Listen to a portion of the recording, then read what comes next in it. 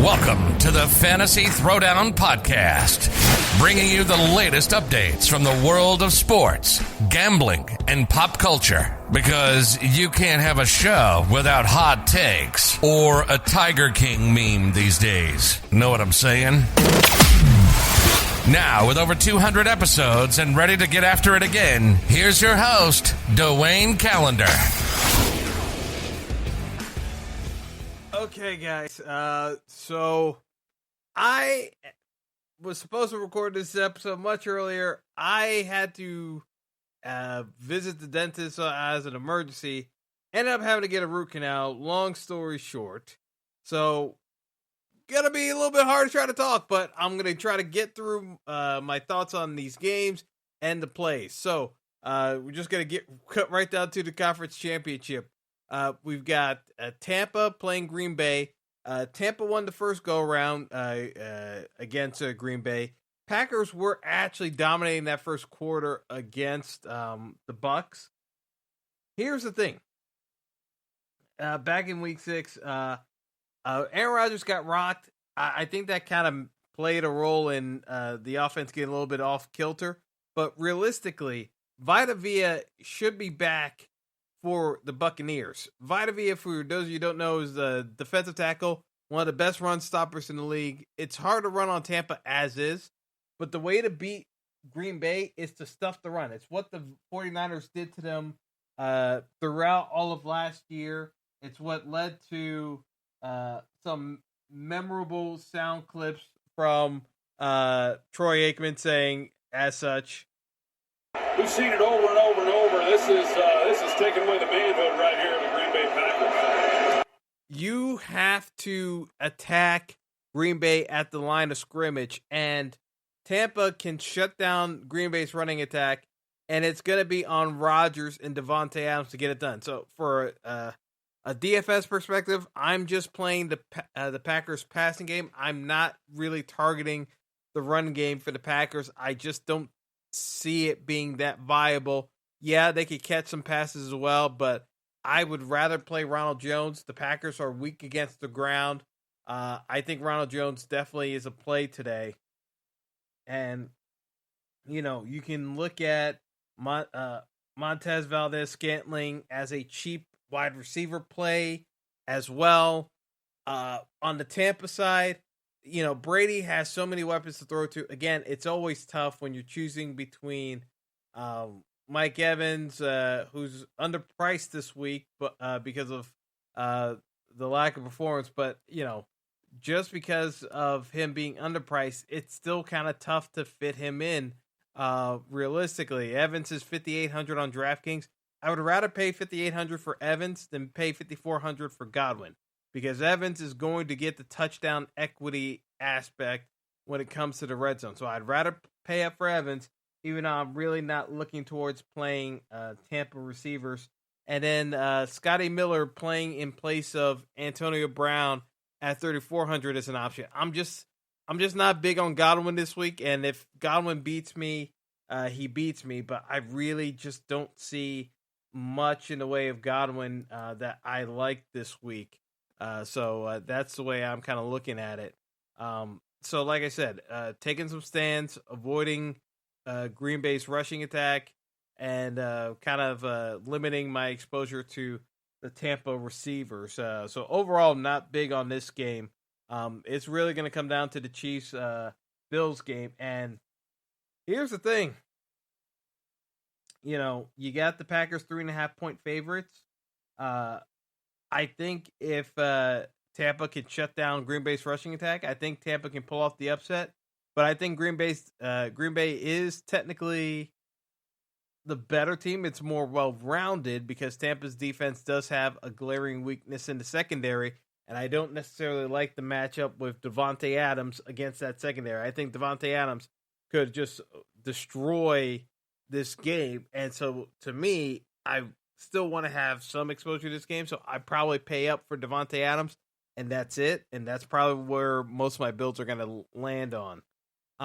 From there, we got the Chiefs and Bills, and listen, I talked about this before. Patrick Mahomes being injured changes this dynamic on its head. He's got turf toe. He's got a concussion to deal with.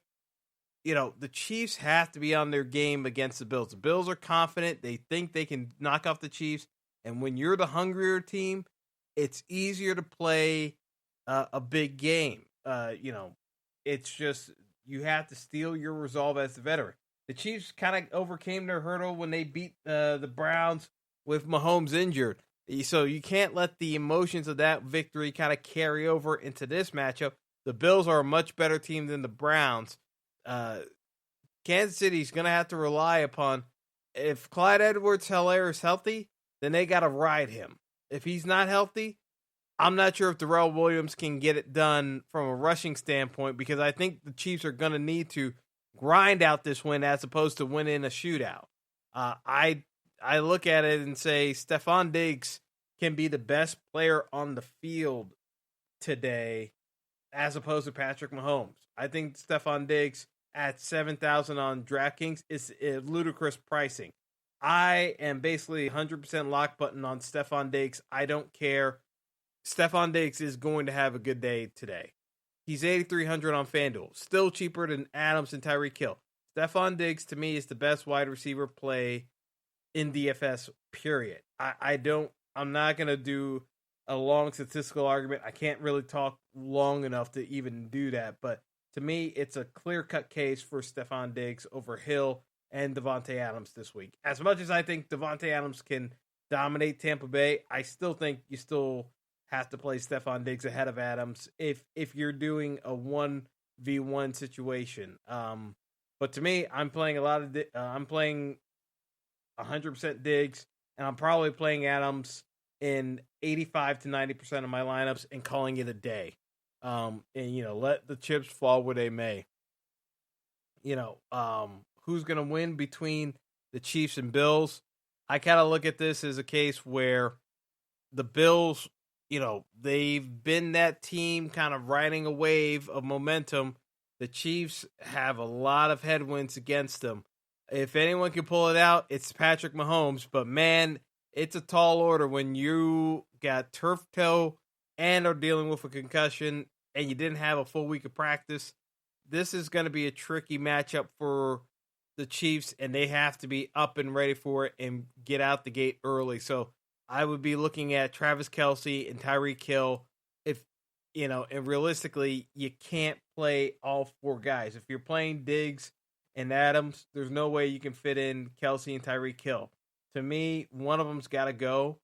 I think Kelce is the safer play for the floor, but Hill can give you the ceiling game if he goes off with Mahomes, more than likely staying in the pocket and just throwing the football.